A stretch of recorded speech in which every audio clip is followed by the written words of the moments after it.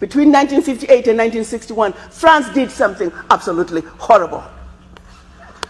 France made the Francophone African countries, and I don't even want to use that terminology, but I only use it for the purposes of conversation. The 14 countries which were formally, but still colonized by the French, they were forced to sign a document that they called the Pact for the Continuation of Colonization. You heard me. The Pact for this continuation of colonization. If you want your independence, you must sign this. Guinea, Secretary said absolutely not. Mali said absolutely not. France, pack your bags and go on back home.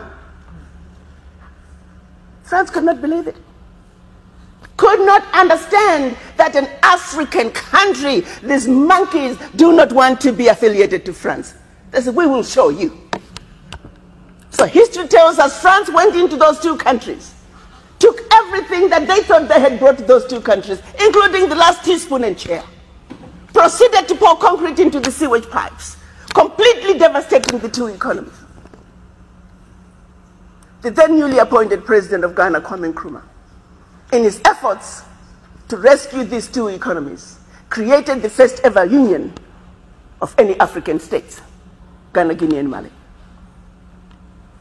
But what that did was it made the other African countries realize that if they go against France, this was the fate that was waiting them. So what do? Wait the paper. And they signed. What did the pact say? One. The pact said, you monkeys, you don't know how to manage your money. So you shall deposit 85% of your bank reserves with the French Central Bank under the control of the French Minister of Finance. And that France is going to take your deposits from the individual countries, pool them together, invest them in the French stock market under the French name. And you, monkeys, you may or may not know the returns. Latest figures are showing this is still going on since 1958. France today is collecting out of Africa over $500 billion before investing. And when they finish investing this money, for every 14 billion out of Africa, they're recognizing over 300 billion. Now do the math. So when it's actually said and done, France is taking out of Africa trillions of dollars every year, and we, the poor Africans, are gladly giving it to France. And the same France has the audacity to look at us and call us poor people. 1958. They went further with the pact. You see, we will also print your own money. We will print your money for you. They instituted what they were calling the CFA, special currency for the African countries, and that only France can print that money for you. They went on to say all the contracts, large contracts, public and private, French companies have the first right of refusal. All your minerals discovered, yet to be discovered, France has the first right of refusal. Now, my brothers and sisters, if one of you was to wake up one morning and you're president of one of those countries, and your chief of staff walks in first day and starts reading you out the do's and don'ts as stipulated by the Pact for the Continuation of Colonization, what power do you have? None. And the same countries that are stealing from Africa, they have the audacity to look at Africa and say, Africans, what's wrong with you? Why can't you all take care of yourselves? Well, let's start by leaving our $500 billion on the continent. But what they do instead, they want to throw you with a smoke screen. Your African leaders are corrupt.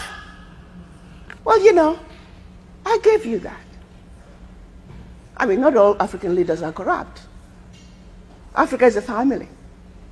No family is complete without crazy Aunt Sally and crazy Uncle Tom.